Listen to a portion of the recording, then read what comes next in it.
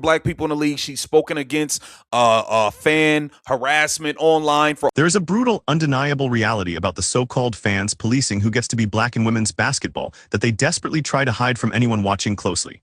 Raven Johnson, Indiana Fever guard, former South Carolina champion, teammate to Caitlin Clark, just got her black card revoked by people all over social media for the unforgivable crime of congratulating her teammate on making the WNBA All-Star team. For the last 72 hours, Raven has been forced to endure this absolute circus of hate completely alone, while the establishment, the people who claim they care about protecting black women in this league, watched in total silence.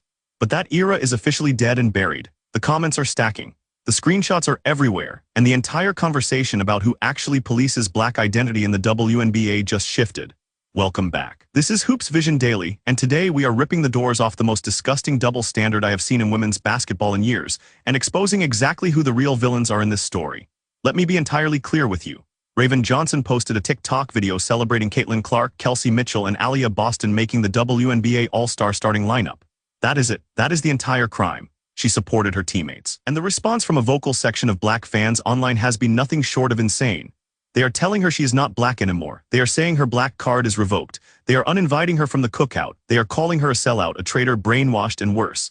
Let that sink in. Supporting your teammate, doing the most basic, professional, human thing an athlete can do, is now grounds for racial excommunication. Before I get to what the most vile comments actually said, and before I show you the clip that proves Caitlin Clark has already done everything these critics demanded and they still hate her, I need you to understand the context everyone on TV is skipping.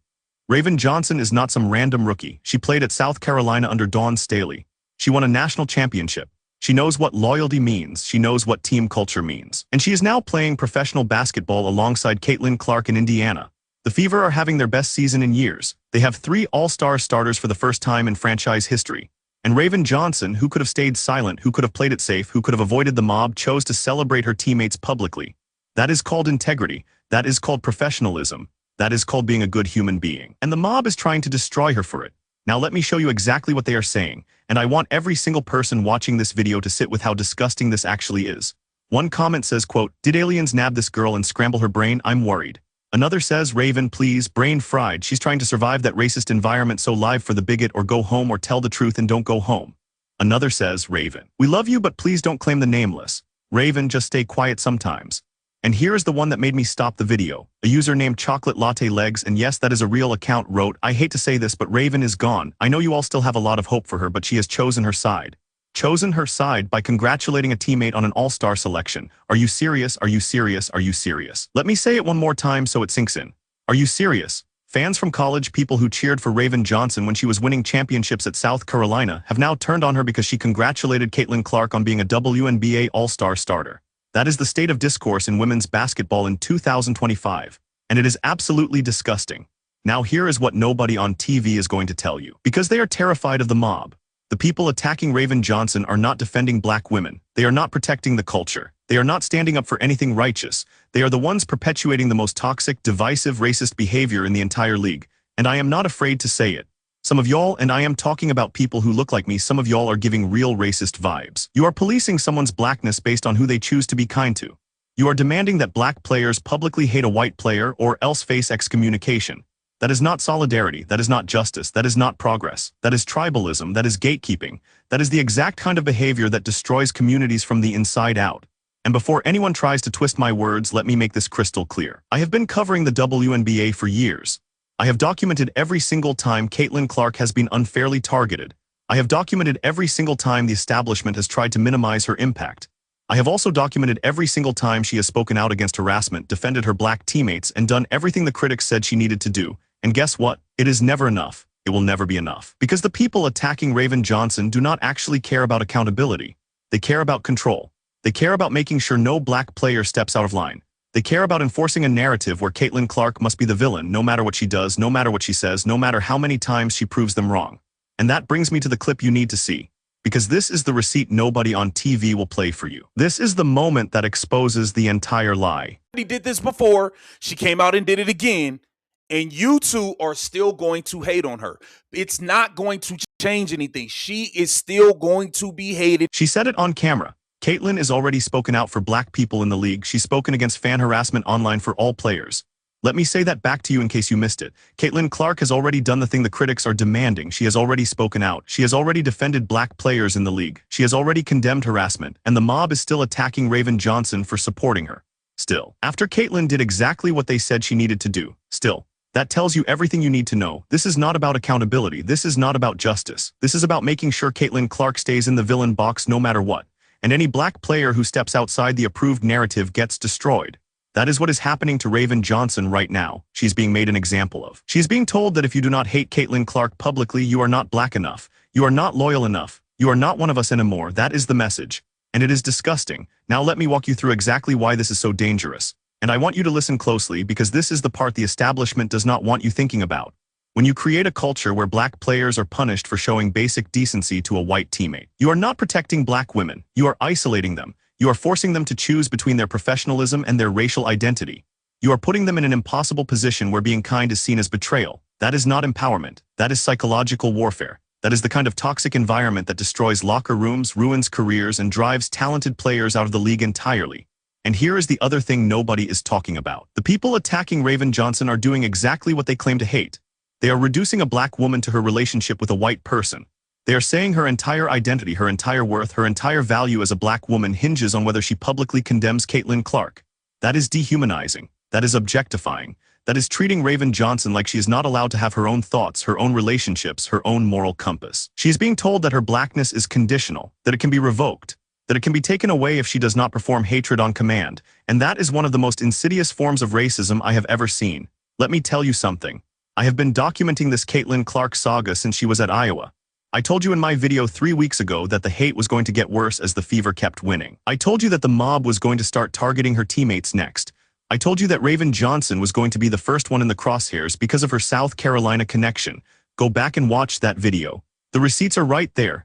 Everything I predicted is happening in real time.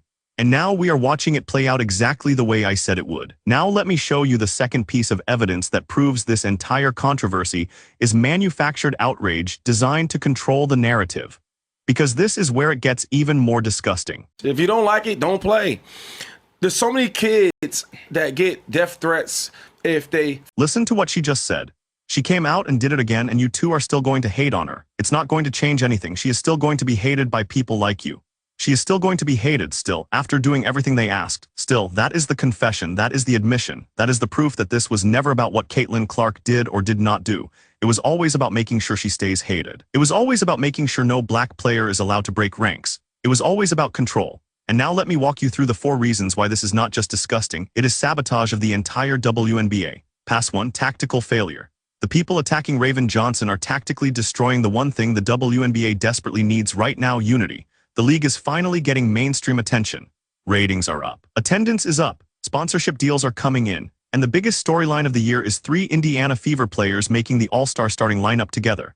That is a celebration moment. That is a franchise milestone. That is the kind of feel-good story that brings in casual fans and grows the game. And the mob is turning it into a racial loyalty test. They are making it toxic. They are making it divisive. They are making it impossible for players to just be happy for each other.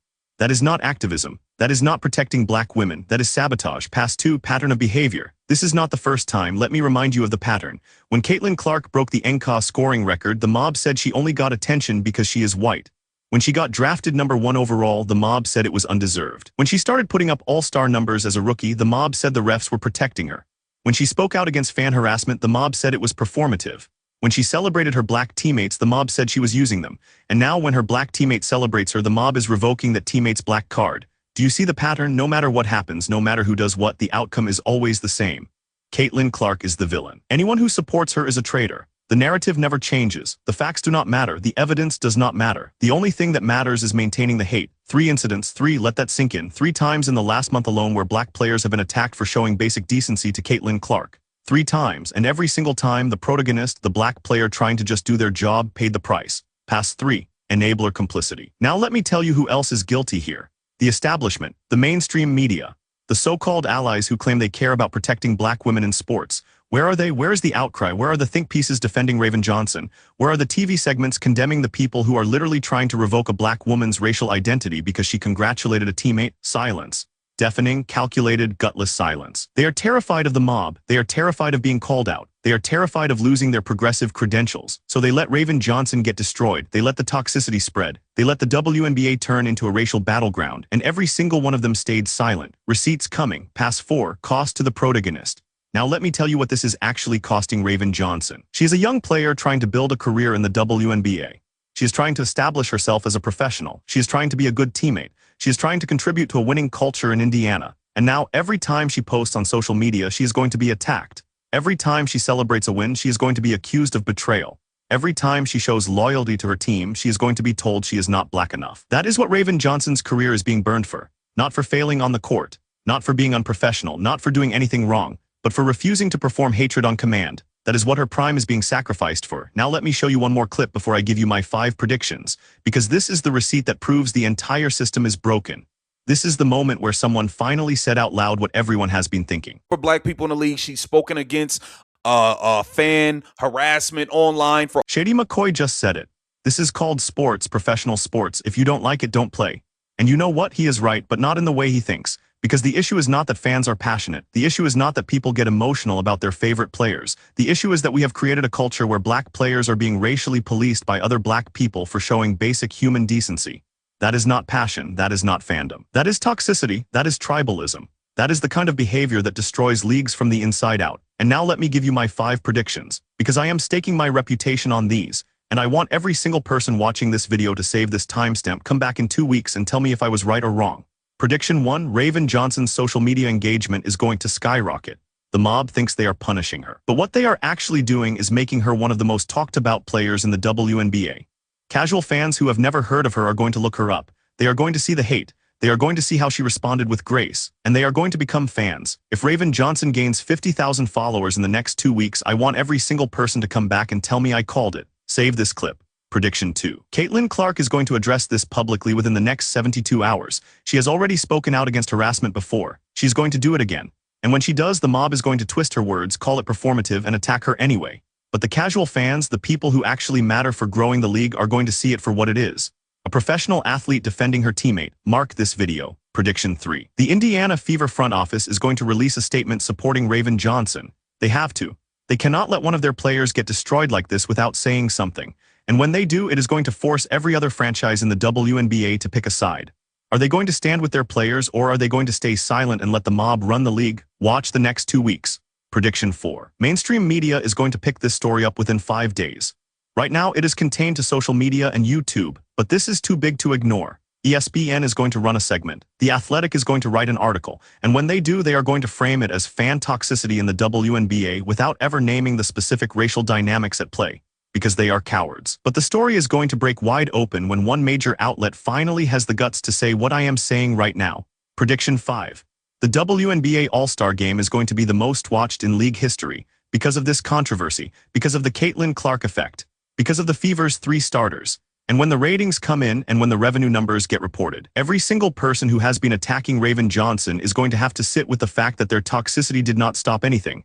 The league kept growing. The fans kept watching, and the players they tried to destroy kept winning. Mark this video. Now let me close with this. Raven Johnson is not the villain in this story. Caitlin Clark is not the villain in this story. The villains are the people who are trying to turn professional basketball into a racial loyalty test. The villains are the people who are telling black women that their identity is conditional. The villains are the people who are making it impossible for teammates to just be teammates. And the villains are the establishment figures who are staying silent while all of this happens. Raven Johnson is out there right now playing professional basketball, being a good teammate, and refusing to let the mob control her. That is courage, that is integrity, that is what a champion looks like. And I am going to keep documenting every single attack, every single lie, and every single moment of cowardice from the people who are trying to destroy her. Drop your most honest take in the comments.